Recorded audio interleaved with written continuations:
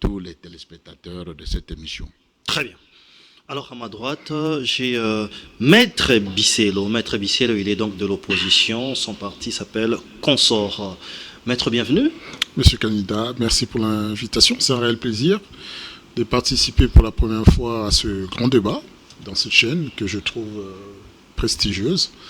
Et puis je salue effectivement mon co-débatteur qui est pasteur. Et puis j'espère qu'effectivement nous allons passer un bon moment républicain pour l'intérêt de la patrie et des Congolais surtout. Très bien, nous allons parler de l'accord RDC-Rwanda bien évidemment, mais aussi pour parler de Doha, pourquoi pas ces prochains gouvernements qui se pointent à l'horizon. Mais on commence par une question introductive. Vous êtes de l'UDPS, je vais vous donner 2 minutes. Est-ce qu'aujourd'hui la jeunesse qui nous suit, la jeunesse qui partage bien évidemment ces débats, cette jeunesse peut se dire que je peux aujourd'hui évoluer dans un parti politique, parce qu'aujourd'hui les partis politiques, on dirait que ce ne sont plus des écoles politiques comme il en était quelques années avant. Je parle IDPS, PPRD, autres consorts et autres. Je vais vous donner 2 minutes pour qu'on réfléchisse et puis nous allons entrer dans le sujet. Est-ce qu'aujourd'hui un jeune qui aspire en politique, qui se dit je vais aujourd'hui m'adhérer à l'IDPS, il peut bel et bien avoir l'encadrement et puis évoluer? Mais effectivement, c'est ça, normalement, l'objectif d'un parti politique. Parce que les statuts de partis politiques en général ont toujours eu... c'est de ce côté où je me vois que nous convergeons ensemble, parce que l'adhésion est libre. Okay. Donc, dans un parti politique, on ne force pas la personne pour s'y adhérer, mais la personne est libre de se choisir de quelle tendance. Socialiste, républicain, les libéraux ou quoi.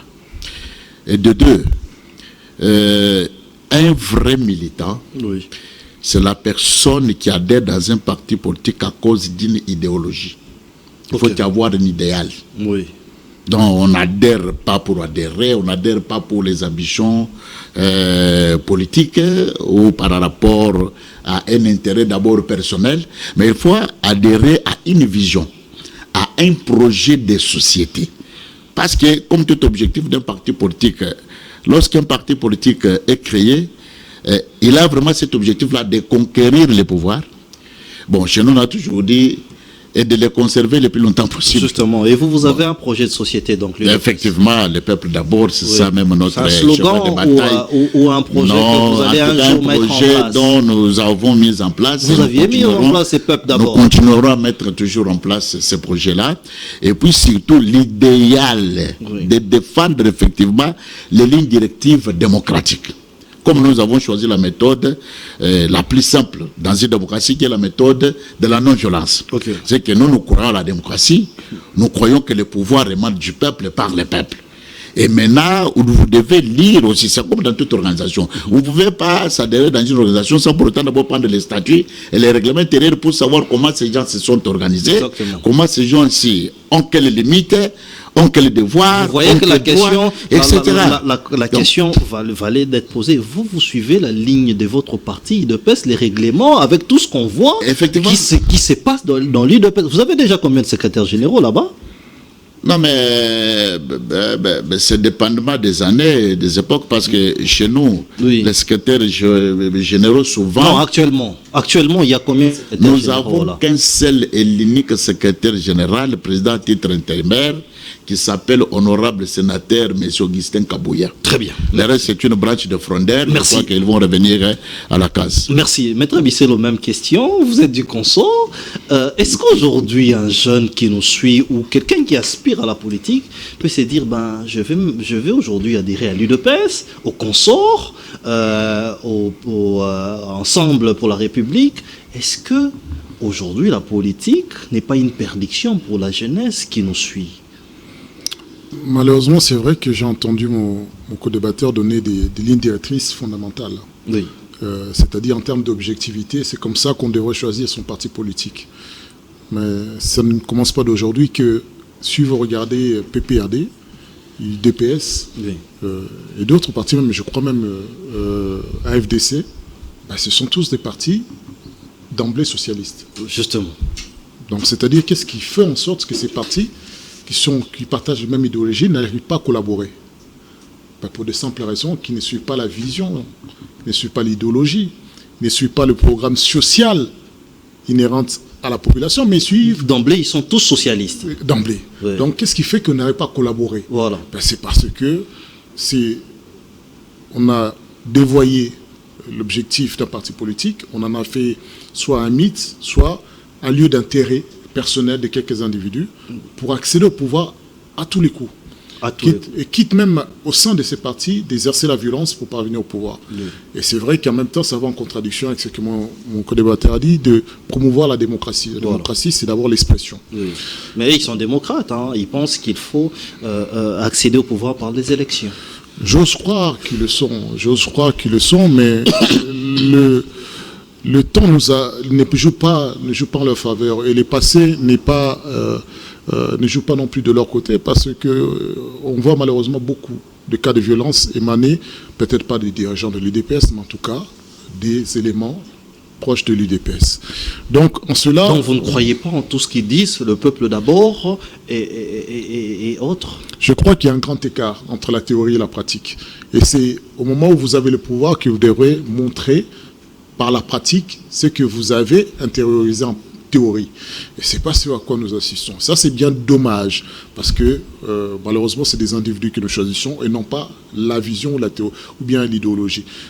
Lui, certainement, il est convaincu, parce que c'est vrai qu'au regard des premiers éléments qui ont sorti, c'est de bon sens. Exactement. Mais est-ce que ce jeune-là va intégrer parce que c'est l'UDPS, il parle de social, ça va finir le peuple d'abord? Non, il va intégrer parce que vous êtes au pouvoir. Il va intégrer parce qu'il cherche, il est au chômage. Il va intégrer parce qu'il veut être sécurisé, ou bien il espère. Et moi, je crois qu'on devrait décourager de plus en plus de jeunes à choisir la perspective de partis politiques comme étant une perspective. Comment les décourager pendant que vous formez? Il y a deux partis politiques qui se forment aujourd'hui, on est à 1 millier de partis politiques. Il faut changer la donne dans nos partis politiques. C'est une histoire de conviction. Ok. C'est pas une histoire juste de pouvoir, mais de conviction. Oui. Je veux changer la société avec mes idéaux. Mais je le dis, quand vous regardez d'emblée l'ensemble de ces partis, ils ont tous quasiment des mêmes statuts, des mêmes soubassements intellectuels et moraux et idéologiques. Chose qui n'est pas mauvaise. Oui, mais si, à un moment... Dans une démocratie, il faut encourager la pluralité, mais quand ça devient un tel foutoir, à un moment, on dit que ce n'est plus la démocratie, c'est liberticide, en fin de compte. C'est-à-dire qu'on n'arrive plus à se retrouver qui véhicule quoi et laquelle promotion, quelle idéologie. D'autant plus que d'emblée, aujourd'hui, les 3/4 des partis politiques qui existent sont d'emblée tshisekidistes. Justement. Est-ce qu'on nous a écrit sur l'idéologie tshisekidiste? On ne sait pas ce que ça veut dire. Mais nous souhaitons... Vous ne savez pas ce que ça veut dire, l'idéologie tshisekidiste? Non, lui m'a parlé de l'UDPS, le peuple d'abord, mais tshisekidiste, je ne sais pas ce que c'est.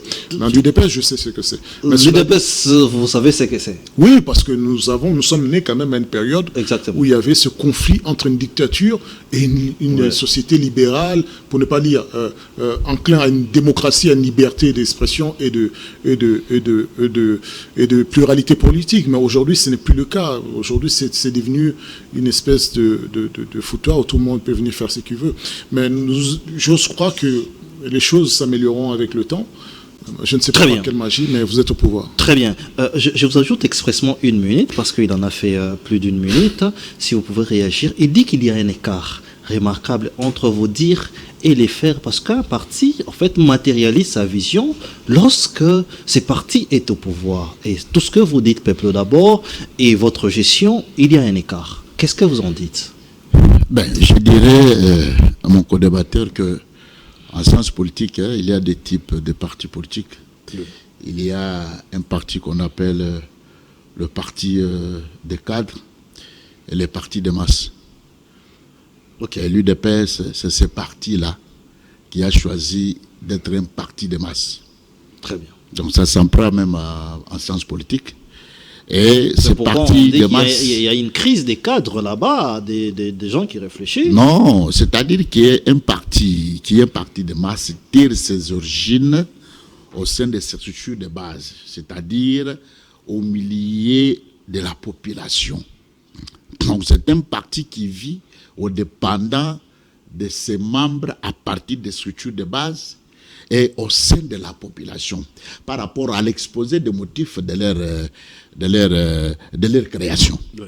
Alors, maintenant, nous sommes ces partis-là. Okay. Or, un parti de cadres, c'est un parti dont les décisions, avant que ça puisse arriver jusqu'au niveau des structures de base, c'est-à-dire que ce sont les dirigeants, les autorités de l'exécutif de ce parti-là qui ont la transcendance sur les décisions des structures de base. Okay. Mais pourtant, un parti de masse, c'est ce parti-là dont les décisions commencent par la base et puis remontent vers l'exécutif du parti. Okay. Et voilà pourquoi le projet de société de DPS, c'est de nommer les peuples là. On laisse que le peuple lui-même s'exprime démocratiquement, qu'il puisse se présenter. Donc votre projet de société, c'est les peuples d'abord. Effectivement. Oui. Alors, s'il faut maintenant en venir à votre question, mais l'UDPS a matérialisé effectivement son projet de société, notamment la gratuité de l'enseignement dont nous avons donné à tous les enfants congolais.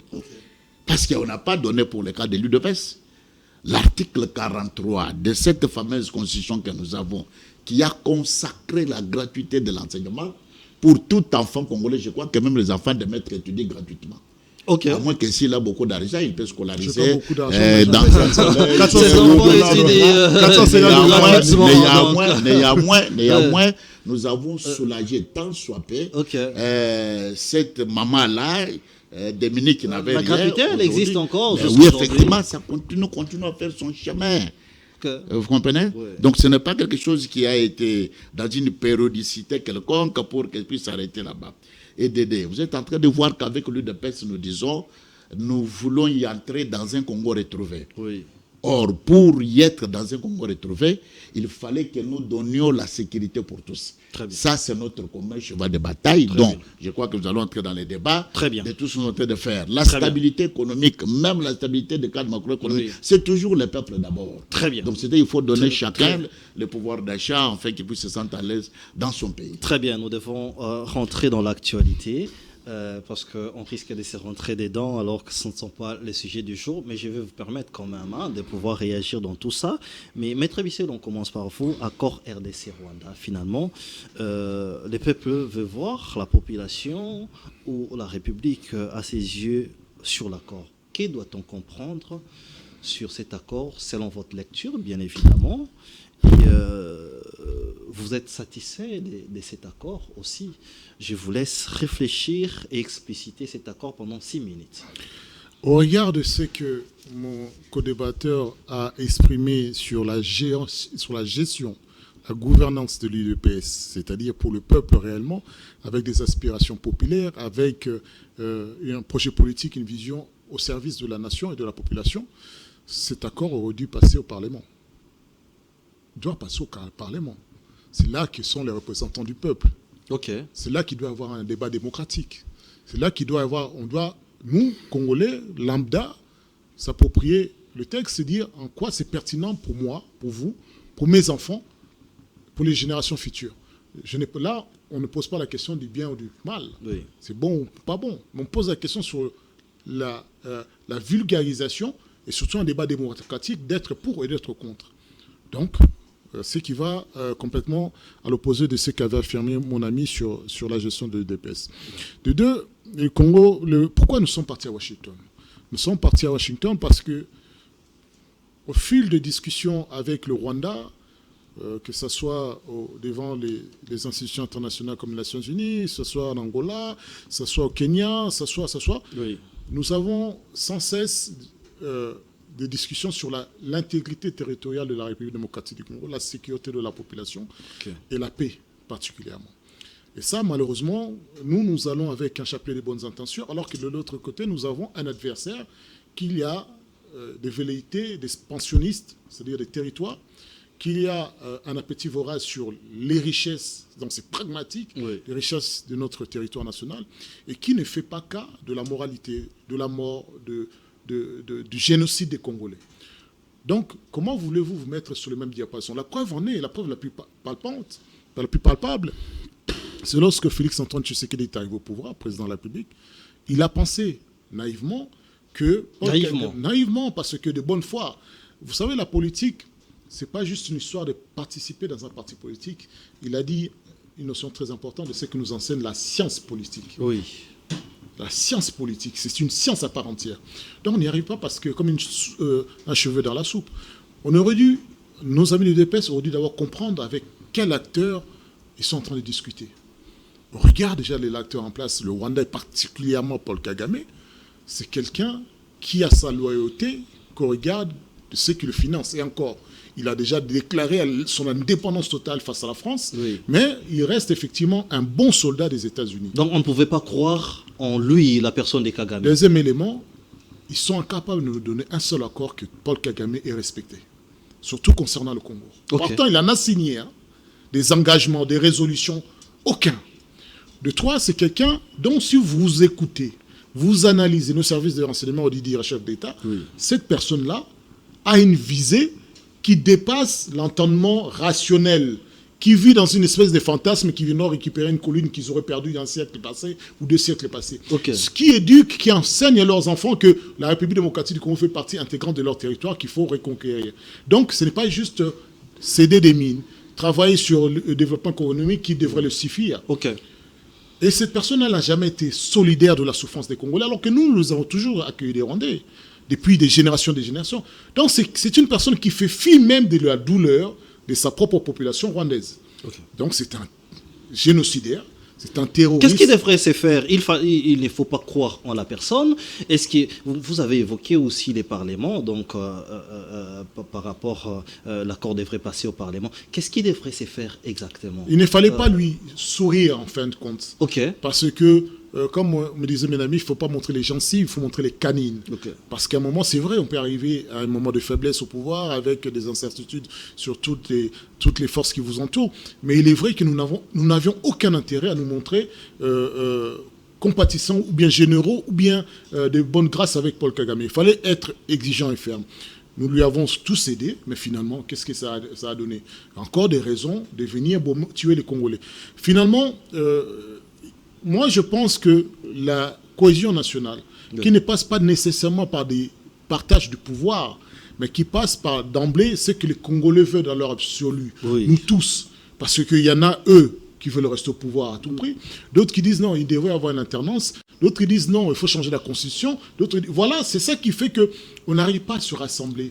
Si nous avions une ligne directrice claire, comme le disent par exemple la Synco, le CC, dire voilà, il y a d'abord des préalables qui ne concernent pas l'individu, mais qui concernent la nation, notre histoire et aussi notre configuration régionale. Dans ce cas-là, nous aurions peut-être eu des solutions conséquentes.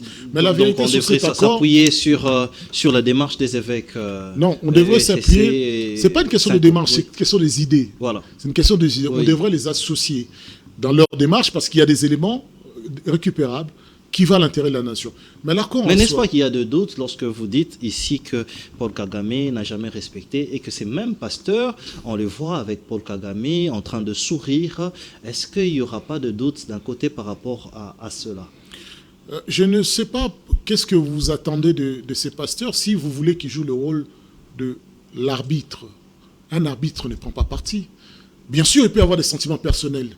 Mais si je montre déjà d'emblée une animosité à l'égard de l'autre, comment va-t-il s'ouvrir à moi? Comment allons-nous aller dans les concessions en concession pour un équilibre?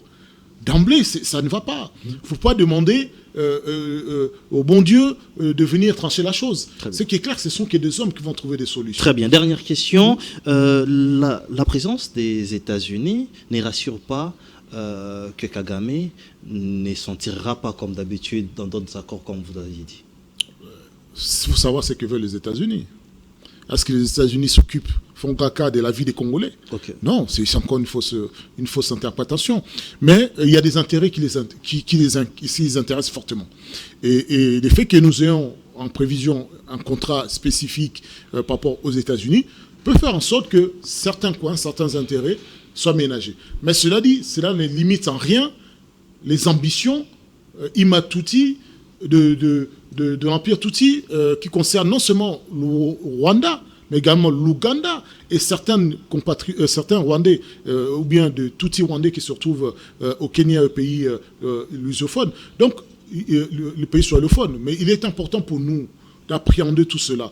Mais je répète une chose, sans la participation totale et effective des Congolais à cette vision, à ce combat, Oui. impossible. Très Il y aura bien. toujours des gens qui se mettront de l'autre côté, qui seront toujours accessibles à la corruption pour venir déstabiliser le plan national. Très bien.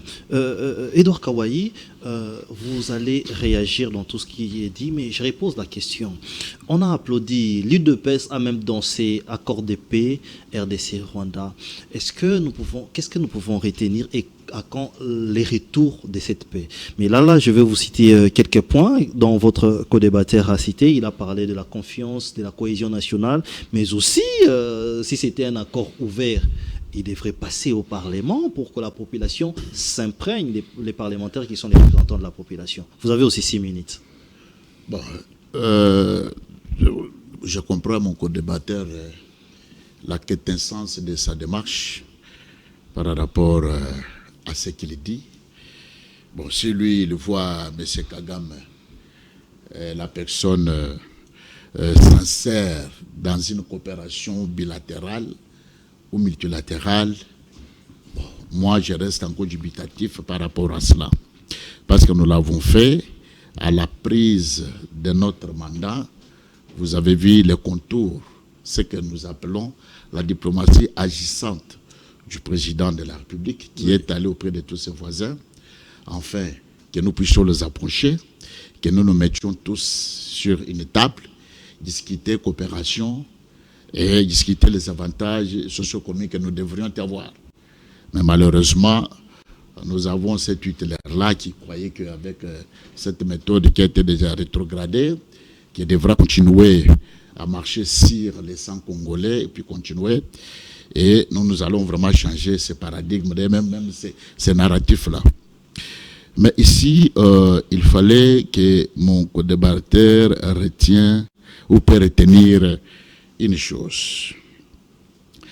Point de besoin dans la Constitution de la République que nous avons, je crois, dans ces articles 217 ou 218, le président de la République, il est le garant de tous les traités, les accords internationaux. Il y a d'autres traités, Oui. d'autres procédures par rapport aux accords qui demandent le président de la République en tant que garant de la nation et des institutions de la République pour signer directement, même passer par une délibération au Conseil des ministres. Il y a d'autres qui peuvent passer par la procédure parlementaire et consorts. C'est-à-dire que jusqu'au jour d'aujourd'hui, l'UDPS, avec son fils qui est à la mastodonte RDC, nous n'avions violé aucune disposition constitutionnelle quant à ce que nous sommes en train d'apprendre. Non, mais il n'a pas parlé d'une violation. Il a plutôt dit que vous parlez du peuple d'abord. Non, mais il en a a dit dans ses propos, il a dit que si l'UDPS était réellement dans ce projet de société du peuple d'abord, les accords que nous apprenons aujourd'hui, ça devrait d'abord passer par le Parlement. Exactement. Non? Mais nous avons la Constitution, l'article 218. Oui. Donc, le président de la République, en tant que garant des traités, des accords, il peut signer au moment où il faudrait. Il y a des procédures aussi qui requièrent ici une respectabilité, notamment en délibération au Conseil des ministres ou par le Parlement. Oui. Ici, nous sommes dans un contexte exceptionnel. D'ailleurs, c'est pour restaurer l'autorité de notre État, si nous sommes réellement un État. Très chers journalistes, je voudrais dire à notre peuple, Allez-y. l'accord ici, c'est un effort du peuple congolais et de son président qu'il a choisi le 30 décembre 2018. Parce que lorsque le peuple vous donne mandat aux urnes, c'est pour son bien-être. N'en déplaise à tous les complices, à tous les infiltrés de Kagame, qui nous a infiltrés jusqu'à la Moelle Épinière, parce que Kagame que vous voyez là, il n'est pas fort. Ah bon? C'est un petit pays, un petit métier d'ailleurs, que je qualifie d'être d'un piètre. Mais la force de Kagame, Oui. c'est l'infiltration.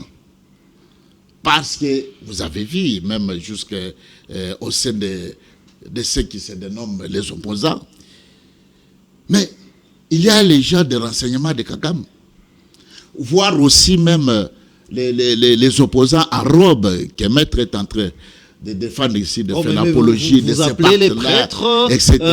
ils sont les opposants opposants en sont robe. en robe. Les agents de renseignement de M. Kagame c'est qui fort, sont prêts à voir ce pays être balkanisé aussi aux vies de nos fils, filles et générations qui viendront après nous. Mais quelles sont les garanties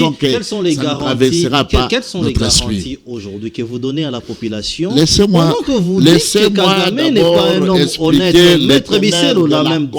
Allez-y. Il faut d'abord, l'accord en relation internationale, en d'autres termes nous l'appelons, c'est une convention. C'est un pacte. C'est-à-dire qui est fait pour résoudre un différend. Ici, internationalement parlant, nous avons déniché l'ennemi du Congolais depuis la nuit des temps, dont personne avant l'avènement de l'IDPS au pouvoir pouvait ouvrir son bec et nommer ces messieurs-là. Vous parlez des Paul Kagame. Jusqu'à tel point que nous avons eu dans notre pays ici, pendant 18 ans, un sujet rwandais mis à la tête de notre pays, qu'il nous a clocharnisé. Personne n'osait. Personne n'osait. Là, je parle la classe politique congolaise, notamment les opposants, Rob et d'autres opposants. C'est l'IDPS qui a pris la branche. Mais c'est même Kagame que vous avez dit que c'est un partenaire privilégié et votre frère. Effectivement, dans la Charte des Nations Unies, en tant que le signataire, aucun pays ne se suffit de lui-même. J'en viens sur l'accord. L'accord ici, c'est une victoire du peuple. Non, mais je suis encore dans les 2 minutes, mon frère. Comment vous me ravissez pendant que mon co-débatteur avait 7 minutes. Alors, l'accord ici a les 2 moments, les 2 temps, je peux dire, le moment crucial ou bien les 2 thèmes de référence plus importants, si ce n'est que, 1, la respectabilité de la souveraineté d'un pays, son intégrité territoriale, et puis vient le désarmement, le désengagement et la démobilisation de toutes les forces étrangères ou tout ce qui veulent prendre les armes sur notre sol. C'est ça les 2 termes de référence dans cet accord.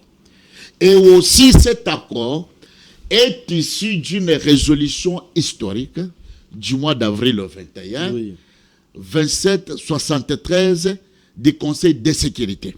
Parce que lorsque vous prenez même dans sa partie préambulaire, vous allez comprendre qu'on a réaffirmé d'abord le respect de cette résolution-là. Oh, que disait la résolution 2773?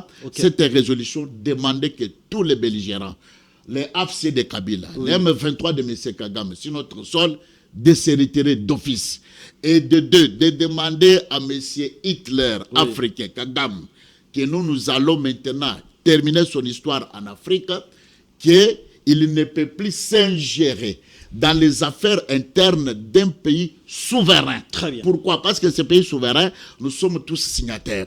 Et cet accord a donné maintenant les canevas pour la sécurité de tous les Congolais et la respectabilité de notre souveraineté. Et c'est cet accord qui est la victoire de tout un peuple. J'ai envie de vous poser plusieurs questions, mais vous avez largement dépassé. Non, je n'ai pas même dépassé. Je suis resté dans mon temps d'antenne. J'ai resté avec une minute. J'ai un chrono ici.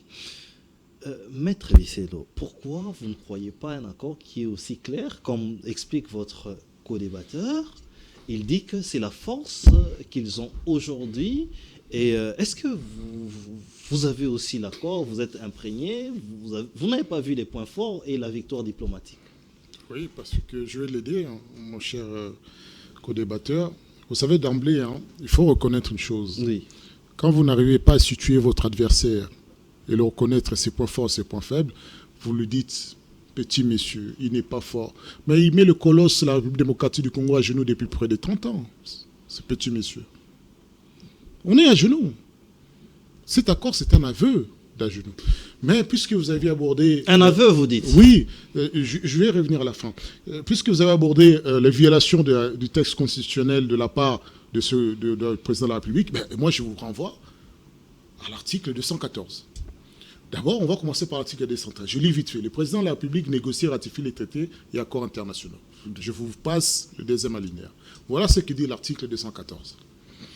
Les traités de paix, dont il est question ici, les traités de commerce, dont il sera question avec les États-Unis, les traités et accords relatifs aux organisations internationales ou au règlement des conflits internationaux, ceux qui engagent les finances publiques, ceux qui modifient les dispositions législatives, ceux qui sont relatifs à l'état des personnes, ceux qui comportent échanges et injonctions de territoire ne peuvent être ratifiés ou approuvés qu'en vertu d'une loi. Donc, nulle cession, nul échange, nulle injonction de territoire n'est valable sans l'accord du peuple congolais consulté par voie référendum.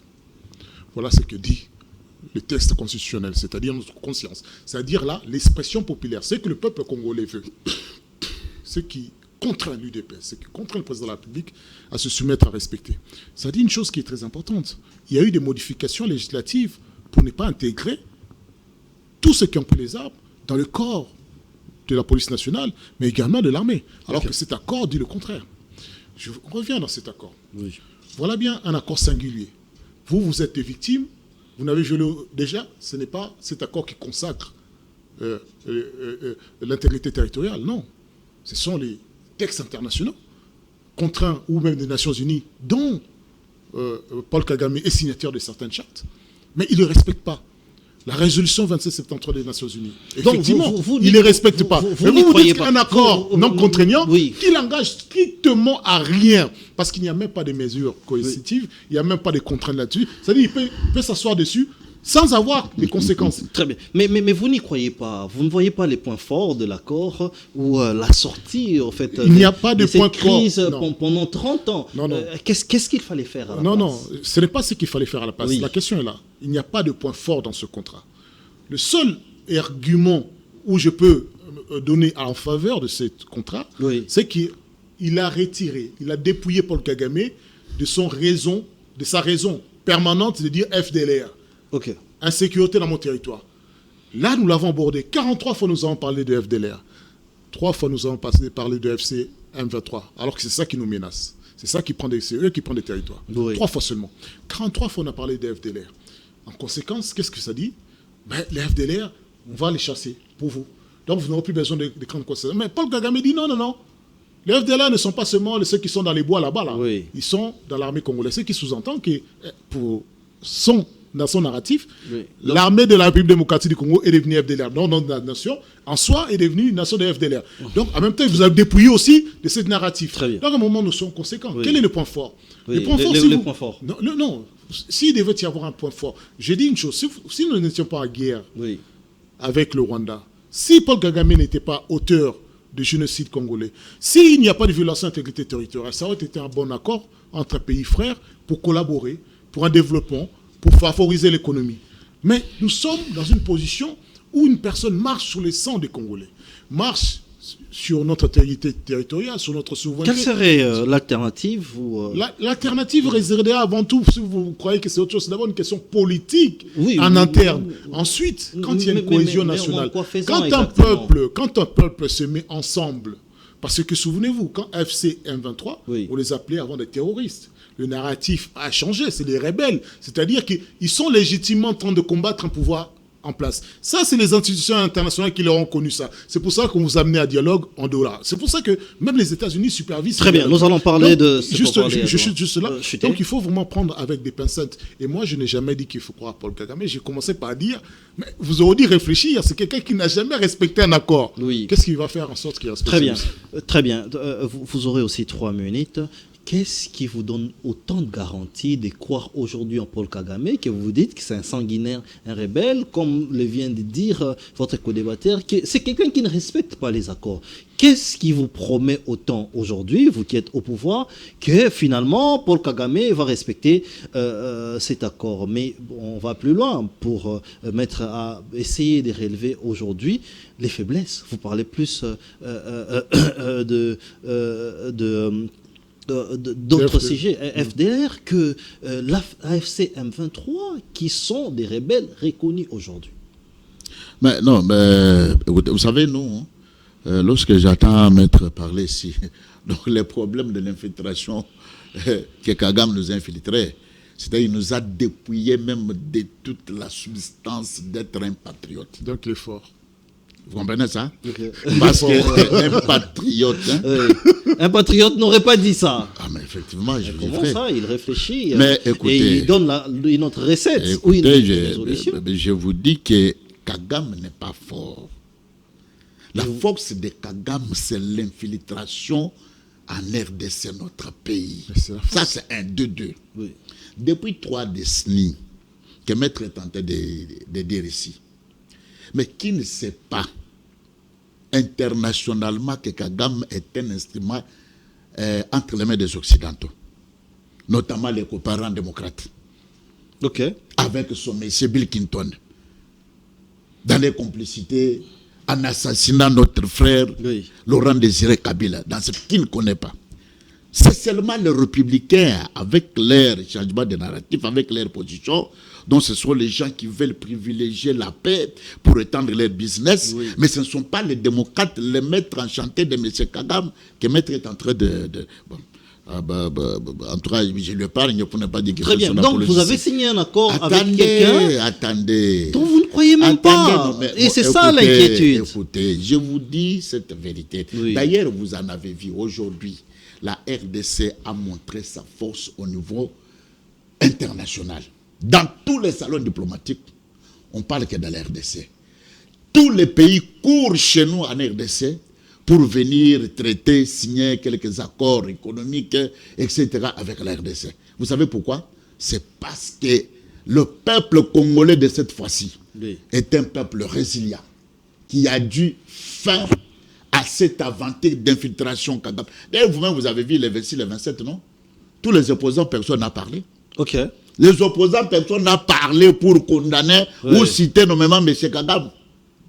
Donc, voire même les autres traîtres au sein de... Mais effectivement, mon cher, la question qui touche la souveraineté d'un pays, je vous dis que nous mettons les égaux d'abord à côté. Très bien, mais c'est quoi la responsabilité de vous qui avez prêté serment de protéger cette population? Cette protection, c'est là que vous voyez qu'aujourd'hui, nous voulons en découdre, je dis bien, définitivement et durablement avec M. Kagame et dans toutes ses activités dans notre pays. Mais laissez-moi d'abord en venir parce que bon, je ne sais pas si Maître a suivi la rencontre de M. Donald Trump avec le secrétaire général de l'OTAN, à qui M. Donald Trump est en train de se plaindre pour voir que ce peuple qui a été tué, et au-delà de 7 millions, avec des machettes, il en a parlé même à président du ministre des Affaires étrangères rwandais. Bon, c'est seulement un maître en tant qu'opposant qui ne veut pas reconnaître tout ce que nous avons subi. Dans cet accord, il y a des garde-fous mises dans cet accord. C'est-à-dire qu'il y a toutes les dispositions prises pour forcer M. Kagame à s'incliner. C'est ça, ce que vous avez vu avant-hier dans son conseil des ministres. Tous, ils ont accepté d'adhérer et d'appliquer. J'en viens au 3e point. Dans l'accord qui parle sur le mécanisme conjoint de coordination de la sécurité. On dit ceci. Je viens même d'abord directement sur le mécanisme conjoint de coordination de la sécurité et régi par les principes suivants et le plan de mise en œuvre figurant à l'annexe. Notamment, primo, la fin irréversible et vérifiable du soutien de l'État au FDLR, aux groupes armés associés, et l'interdiction totale de tout soutien matériel, logistique, financier ou autre, qu'il soit national ou étranger, à ces derniers. Un engagement identifié et évalué. Un engagement à s'appuyer sur les accords de coopération bilatérale en matière de sécurité, déjà couronnés de succès, dans le cadre desquels opérations sont ciblées, ponctuelles et ciblées, menaces, la protection des civils et le respect du droit international. Les parties établissent qu'on vient de se lancer dans un délai de 30 jours, à compter de l'entrée en vigueur du présent accord, un mécanisme conjoint de coordination de la sécurité entre les RDC et les Rwanda qui fonctionnera uniquement conformément aux conditions arrêtées entre les parties. Très bien. Ça voudrait dire tout simplement qu'ici, il y a des balustrades déjà mises, c'est-à-dire des mesures contraignantes qui feront à ce que M. Kagame se verra à l'obligation, à l'impératif d'ailleurs, de se soumettre à ce qui est stipulé. Et pas seulement ça. La RDC, dans ce que nous connaissons avec vous, mais vous avez vu que nous sommes en train de renforcer nos troupes. Nous sommes en train de nous préparer en conséquence. Ok. Dans le sens que si M. Kagame Oui. n'arrive pas Oui. à se soumettre à ce Vous qui est allez stipulant utiliser entre les donc la partis, force. là, ça sera pas seulement une force comme telle, Oui. mais ça sera une attaque foudroyante cette fois-là. Vous allez Parce qu'il attaquer fallait le d'abord Rwanda. tamiser au sein de notre appareil de l'armée et puis dénicher par rapport à cette infiltration au sein des services de renseignement et autres pour que nous puissions maintenant avoir Très une bien. armée. Et nous sommes déjà prêts pour ça. Très bien, merci. Nous allons parler pour parler de Doha. On ne va pas s'éterniser là-dessus. Mais maître, vous allez rebondir parce que vous avez un retard de 2 minutes. Ça, je signale. Donc, justement, je commence donc par vous, maître. Doha. Finalement, les pourparlers directs.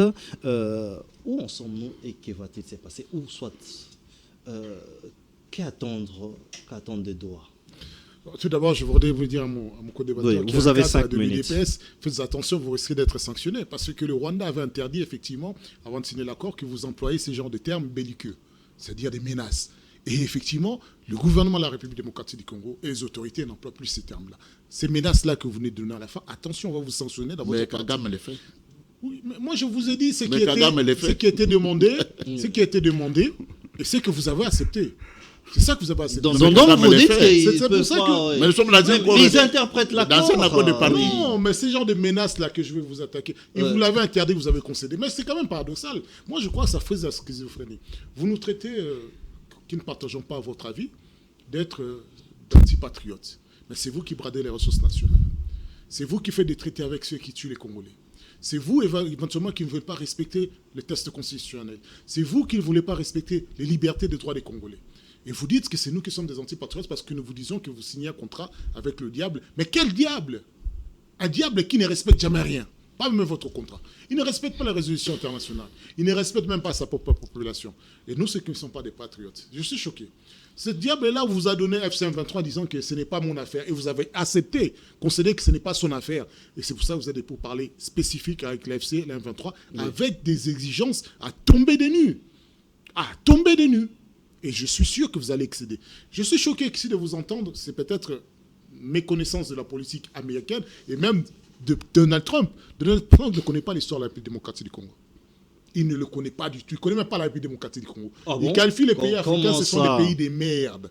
C'est-à-dire votre vie. Ce qui comment les ça? intéresse, et c'est ça que je suis choqué, vous nous dites déjà, il y a des contrats internationaux qui arrivent. Non, non, non, mon cher.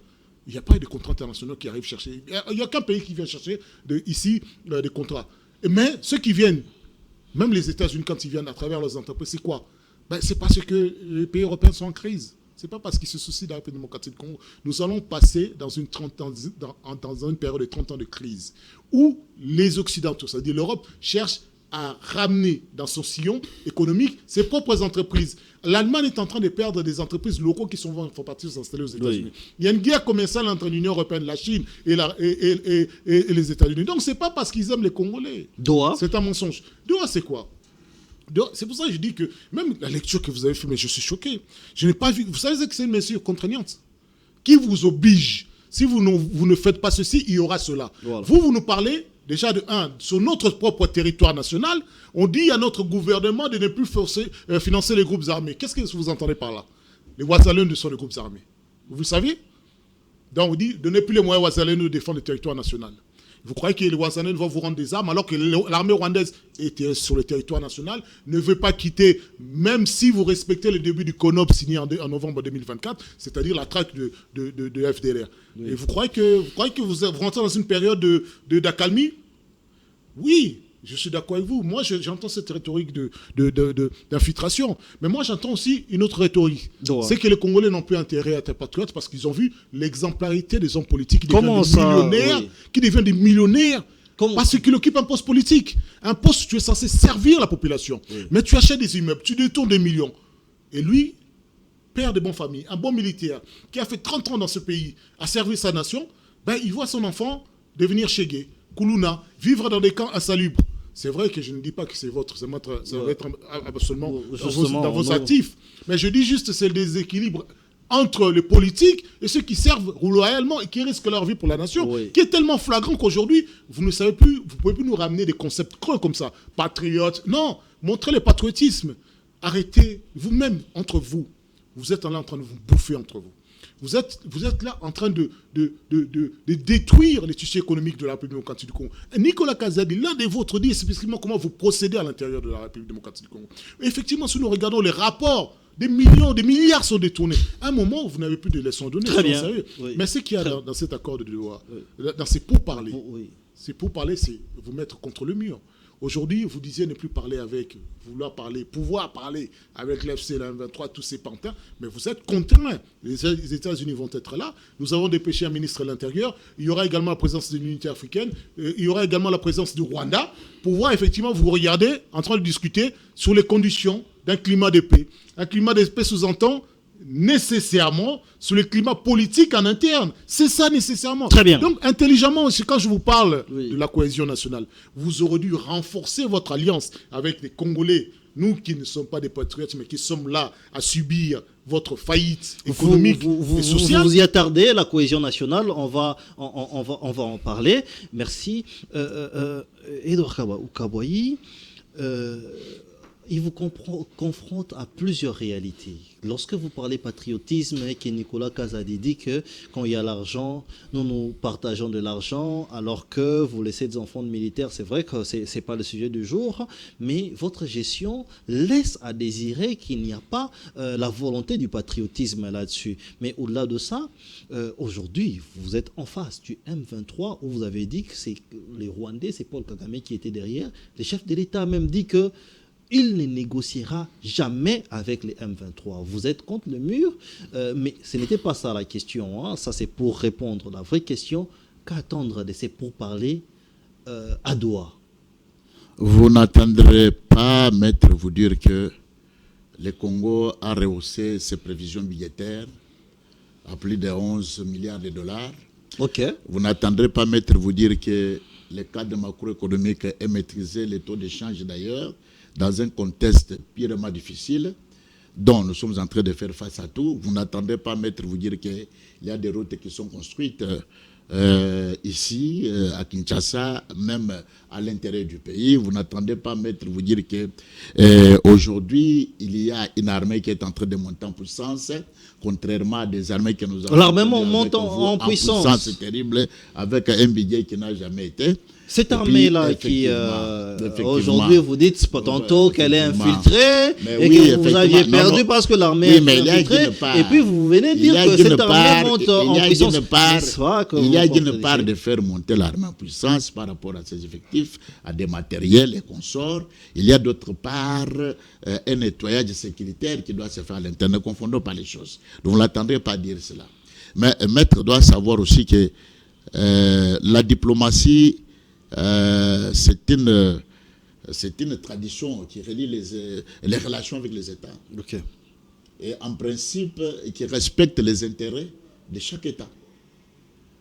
Et jusqu'ici, le chef de l'État l'en a dit, l'en a même épinglé, l'en a même répété lors de toutes ses speeches que les richesses ou les ressources des Congolais ne seront à aucun moment bradés. Très bien. Nous restons dans les principes des accords gagnant-gagnant par rapport à tout ça. Mais être oublié aussi qu'un accord économique, parce que si nous ne sommes pas dans un accord économique, voilà peut-être ce qui est en train de compliquer beaucoup justement un accord de paix. De nos gens, etc. Nous sommes dans un accord de paix.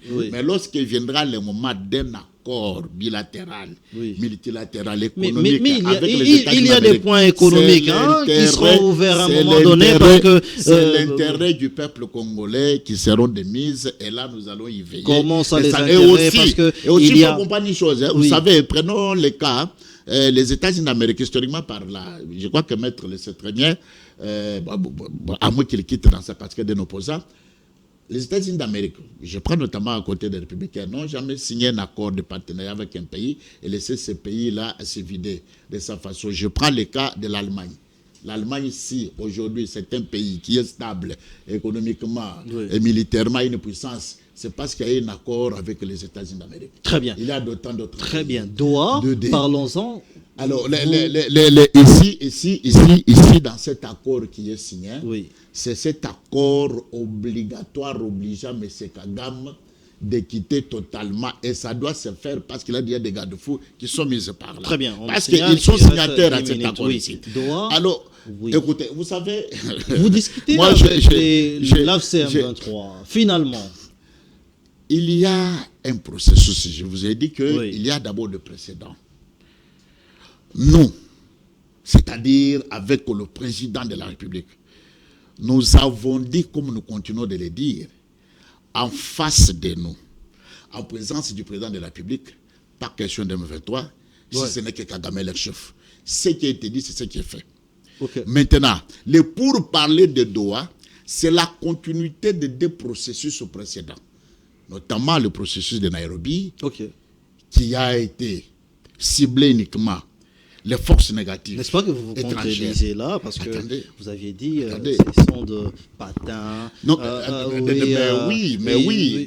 rien à dire. Mais vous ne verrez pas les garants. Il s'agit de quoi dans les discussions? J'ai dit que vous ne verrez pas. Oui, mais dans la discussion que nous sommes en train de discuter avec ces gens-là, c'est les retraits tout simplement et les cantonnements.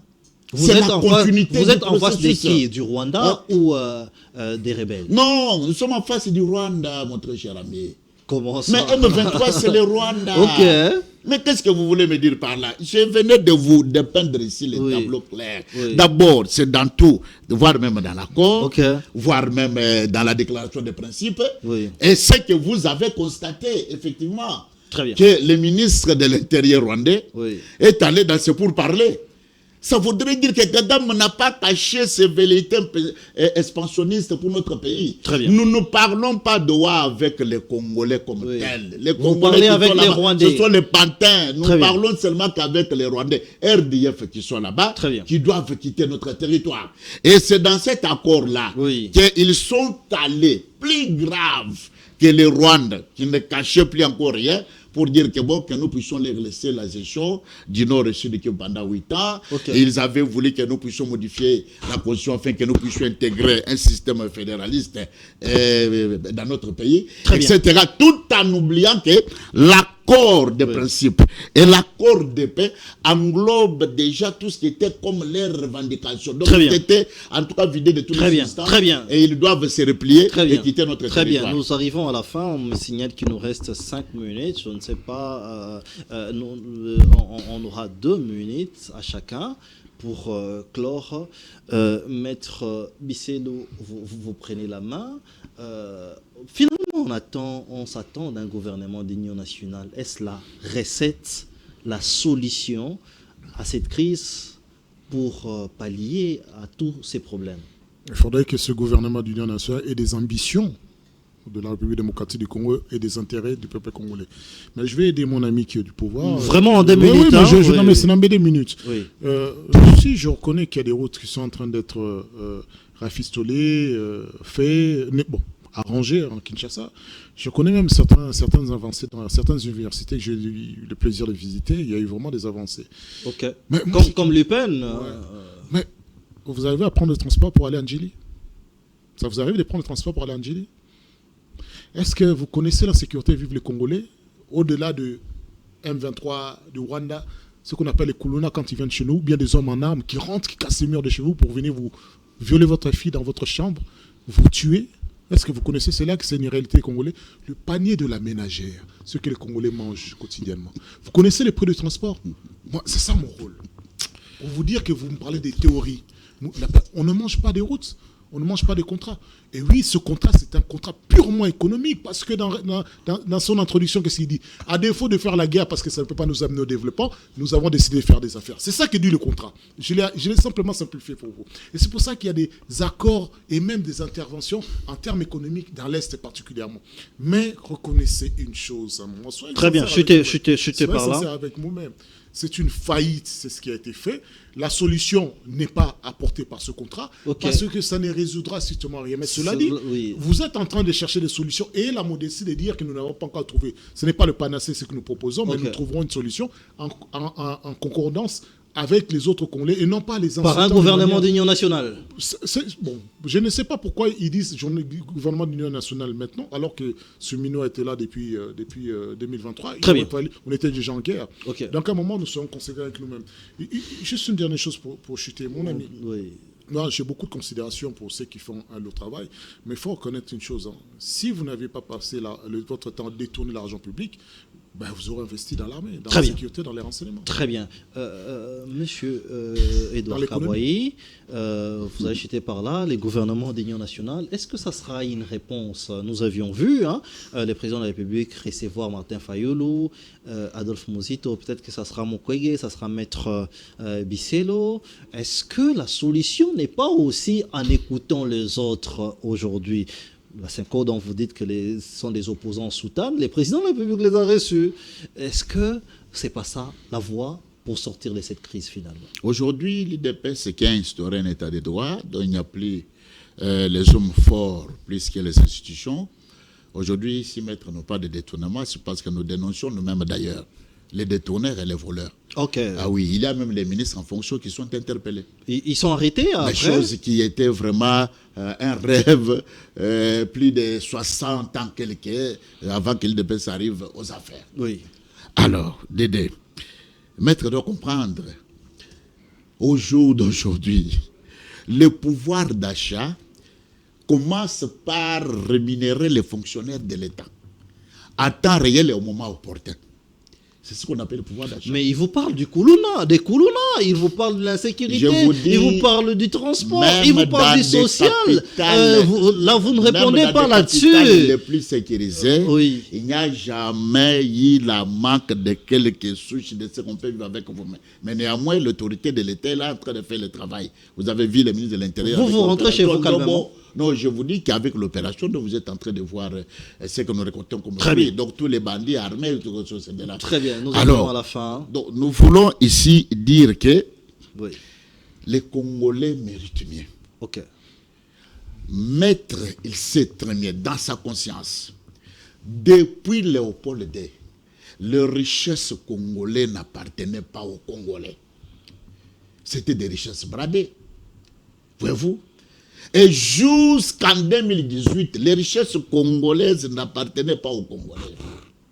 Voilà pourquoi la guerre que nous fait Rwanda et tous qui sont derrière le Rwanda. Très bien. Donc ça voudrait dire que nous sommes en train de récupérer tout ce qui était volatilisé par les Occidentaux et autres pour notre pays. Merci. Ce pays qui était genoux se réveille, se met debout. Merci. Un Congo retrouvé avec très bien.